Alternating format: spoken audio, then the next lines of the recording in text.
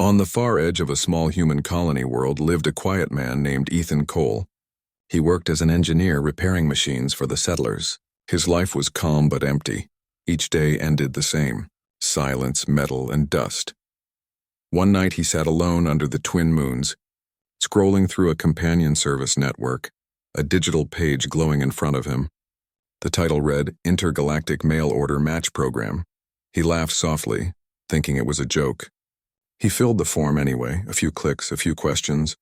"Describe yourself," it asked. "Lonely but honest," he typed. "What are you seeking?" the page said. "Someone who will stay," he answered, then sent the message into space. Weeks passed, nothing changed, until one evening the sky broke open with light. A roar shook the valley. People ran from their homes. Pointing upward, a ship descended, vast and shining, dust swirling beneath it. Ethan stepped outside, his heart racing. The ship landed near his barn. The door slid open with a hiss of steam. A shadow filled the light, and then she appeared. An alien woman stepped forward, taller than any human he had ever seen, 9 feet of muscle and silver armor, her skin faintly blue, her eyes like molten gold. She looked down at him, her voice calm but powerful. "You are Ethan Cole," she said. He nodded slowly, unable to speak. She smiled, showing sharp yet graceful teeth. "Then it is true," she said. "The contract has been fulfilled." She knelt on one knee, her armor clinking against the ground. "By the stars, I am your bride," Ethan blinked. His mouth half open. "Bride," he repeated. There must be a mistake. She tilted her head, confusion flickering across her face. "No mistake. The Vornis Pact marriage agreement binds us. Your request was received, your payment confirmed, and I was chosen." He stumbled backward. "I thought it was a program, a joke." "Not real." The alien straightened, towering over him like a living statue. "On my world, a promise is life. You called for a companion. And I came." The neighbors gathered behind the fence, whispering. One man laughed. "Guess your wife finally arrived." Another recorded on his wristcom. Ethan's cheeks burned. He turned toward her. "Listen, Miss Serath," she said proudly, "commander of the Vornis Guard, now wife to Ethan Cole of Earth." He rubbed his forehead. "This cannot be happening." She looked around his small home, curiosity shining in her eyes. "Is this your dwelling?" she asked, stepping forward, the ground shaking softly under her weight. "Yes," he said, "but it's not ready for whatever this is." Serath smiled. "I require little, only shelter, water, and your word." "My word," he asked. "That you will not send me away?" she said quietly, her voice suddenly softer, almost human. He paused, seeing something fragile behind her strength. She wasn't just a warrior, she was alone.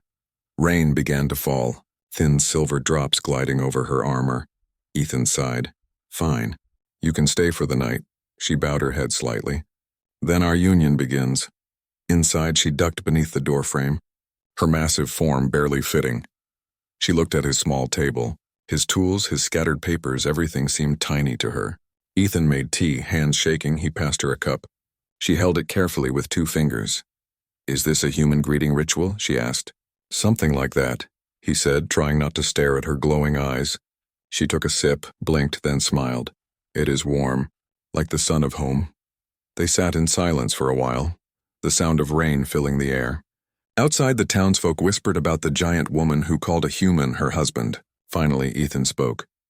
"You said you're from Vornis. That's 2 sectors away. Why come all this way?" She looked out the window, her voice low. "Our worlds made a promise long ago. Between human explorers and the Vornis Empire, when you sent your call for a bride, the pact reawakened. The council chose me, but I also chose to come." "Why?" he asked. "Because your message spoke of loneliness," she said. "And I have known it too." Her words lingered in the quiet room. The rain easing outside, Ethan didn't answer. He just stared into the fire, realizing how strange and yet how real it all felt. As the night deepened, Serath stood near the window, watching lightning split the sky, her reflection tall and strong against the glass. She whispered something in her language, a soft vow carried by the wind, and far above the clouds in the black of space, a signal blinked from her ship to the stars. Unseen by human eyes, a message sent back to her world. "The marriage has begun," it said. Down below, Ethan lay awake, wondering what kind of life he had just agreed to. The alien bride watched over the small house, her eyes glowing faintly in the dark. And for the first time in years, the lonely human was not alone. Morning light poured through the small windows of Ethan's home. Birds sang outside, and for a brief moment everything seemed normal, until he remembered that an alien giant was sitting in his kitchen. Sarath had spent the night sitting upright in a chair too small for her. Her head nearly touching the ceiling, she looked peaceful, almost statuesque. When Ethan entered, she turned her golden eyes toward him. "Good morning, husband," she said. Ethan froze, pouring coffee with shaking hands. "You don't have to call me that," he muttered. "But you are," she answered simply. "On Vornis vows are truth," he sighed. "On Earth, marriage needs a choice, not a contract." Sarath tilted her head, studying him. "Then choose," she said softly, and her tone made him look up, because for the first time her words did not sound like command. They sounded like hope. Throughout the day she followed him outside, helping repair machines, her strength bending metal like clay. She listened when he explained how water pumps worked. She asked questions about rain, soil, and stars, like a child discovering life for the first time. When villagers came to see the bride from the stars, Sarath stood tall but smiled politely. Some people laughed, others stared. Children ran close until their parents pulled them away. She did not react, she only whispered, "Humans are brave to look at what they fear." That evening, Ethan noticed her standing alone near the field, the wind blowing through her white hair. "Do you miss your world?" he asked. She nodded slowly. "My world is loud with war. I do not miss the noise, but I miss the silence before it." He looked at her armor, scratched and burned in places. "You fought," he said. "I commanded," she replied. "I ended battles. But never my loneliness." Her voice trembled slightly. Ethan saw her not as a giant warrior, but as someone who had carried too much. He wanted to say something kind, but the words didn't come. Instead, he handed her a small metal tool. "If you want to help, tighten that bolt," she smiled faintly. "An order I accept." As days passed, they began to understand each other's rhythm. Ethan cooked meals she tried to taste, though her body processed food differently. She built a new roof with one hand while holding the blueprint upside down. Every mistake turned into laughter. At night they sat under the moons, sharing stories. She spoke of Vornis mountains made of crystal and oceans glowing at night. He spoke of Earth before the colonies. Green forests and blue skies. One evening she asked, "Do humans always live this quietly?" He chuckled. "Only the ones hiding from their past." She looked at him curiously. "And what are you hiding from?" He didn't answer right away, then said quietly, "A war I couldn't stop. People I couldn't save." Sarath lowered her gaze. "Then we share the same ghosts." A soft silence grew between them, the kind that didn't need words. Later, as they returned to the house, a strange sound echoed from the horizon, a hum deep and unnatural. Sarath froze, her eyes narrowing. She touched the small device on her wrist. Glowing symbols appeared, her face changed. "What is it?" Ethan asked. "Signal from the stars," she said. "My people have found me." Ethan's stomach tightened. "That's bad." "Right," she nodded slowly. "If they come, they will not ask questions." He stepped closer. "Then we prepare." She looked down at him, surprise flickering in her eyes. "You would stand with me?" He met her gaze. "I ordered a companion, not a surrender." For a moment, the warrior smiled, her eyes bright with respect. "Then you have one," she said, "and I will protect what is mine." The night wind carried distant thunder, but it wasn't thunder. It was engines above the clouds, unseen but drawing closer. Ethan looked up at the stars, his heart racing, realizing that the universe he had always wanted to reach was now reaching for him. Sarath stood beside him, tall and silent, her shadow stretching across the field like a guardian. "Whatever comes," he said quietly, "we face it together." She nodded, her voice low and steady. "By your word, husband." And as the first streak of alien light crossed the dark sky, both of them knew that peace would not last, but something far stronger had begun, a bond forged not by contract or duty but by choice. Night returned heavy and dark. Clouds hung low, hiding the stars. But deep beyond the black sky, something moved, silent and watching. Ethan stood on the porch, staring at the faint glow in the distance. The wind felt different, the air too still. He could sense it in his bones. Something was coming. Inside the house, Sarath sat beside the fire, her armor laid out on the table. The blue metal shimmered faintly. She touched each piece carefully. Cleaning, repairing, preparing. Ethan turned to her. "You knew they'd come, didn't you?" he said. She looked up, her golden eyes glowing softly. "Yes," she said. The Council of Vornis will not allow one of their warriors to bond with a human. They will see me as a traitor. Ethan stepped closer. Then they'll see me too. She shook her head. No, they will not harm you if I surrender. He frowned. I'm not letting you face them alone. For a moment, silence filled the room, only the crackle of fire breaking it. Then Serath smiled sadly. You're a small human, but your courage has no size. A deep rumble echoed from above. The ground trembled. Dogs barked across the colony, and children woke crying. The sky lit with streaks of light.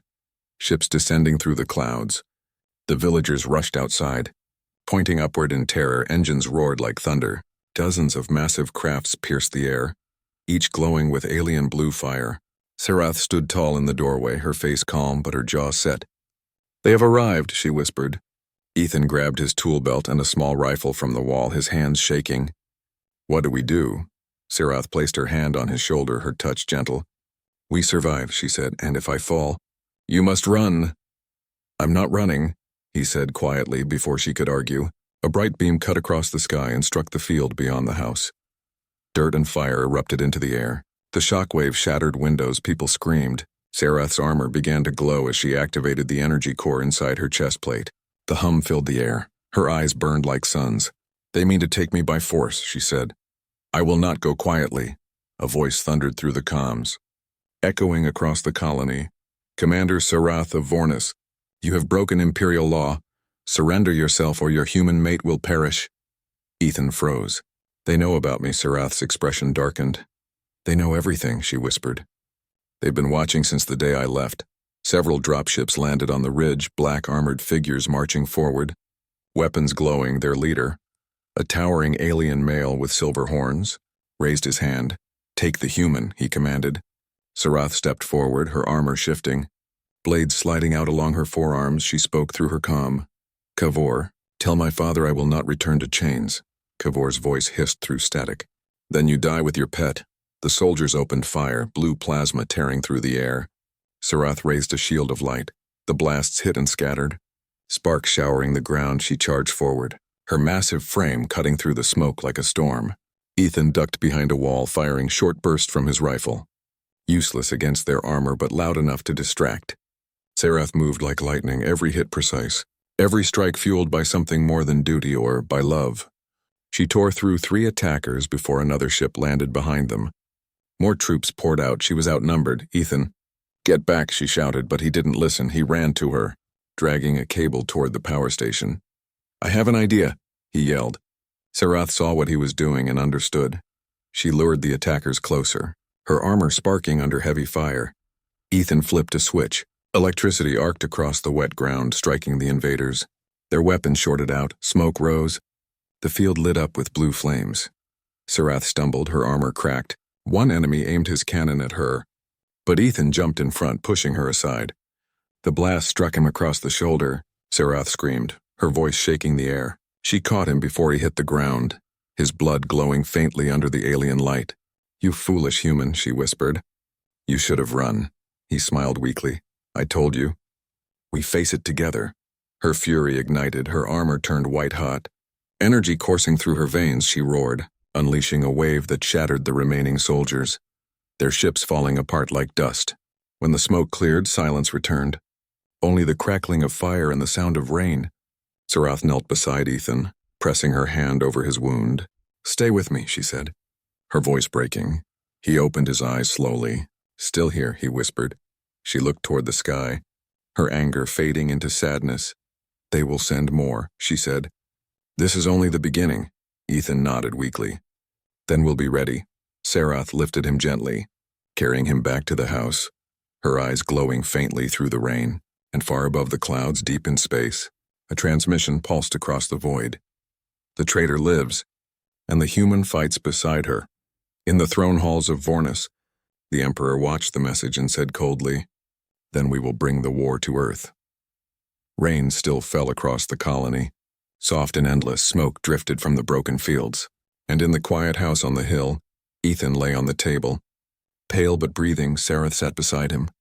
Her armor cracked and burned, her large hands trembling as she patched his wound with glowing gel from her kit. You humans bleed too easily, she whispered. Ethan opened one eye, weak but smiling. Maybe. But we don't quit that easily. She gave a small laugh, something almost human in its sound. You should have run, she said again, but this time her voice carried warmth instead of anger. Outside, villagers worked through the night repairing power lines and tending to the injured. The world had seen the truth. Aliens existed, and they were not all friends. News spread across the colonies. Stories of a human and a giant alien woman fighting side by side.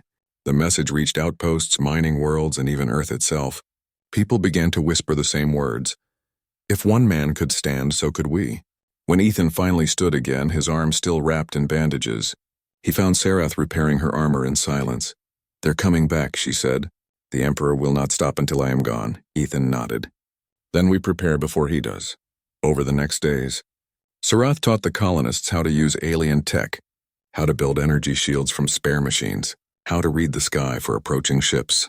She moved through the town like a general, strong, calm, and patient. Ethan helped every step, his engineering mind turning scrap metal into weapons, drones, and signal jammers. He joked that humanity's first space war would start with farm tools and courage. At night, they watched the stars together, the wounded horizon glowing from the last fight. You shouldn't care for me, Sarath said once. Your people will hate you for standing with me. Ethan looked at her and said simply, They can hate all they want. You saved my life. You gave me purpose. That's all I need. She turned away quickly, hiding the shimmer in her golden eyes. Humans feel too deeply, she whispered.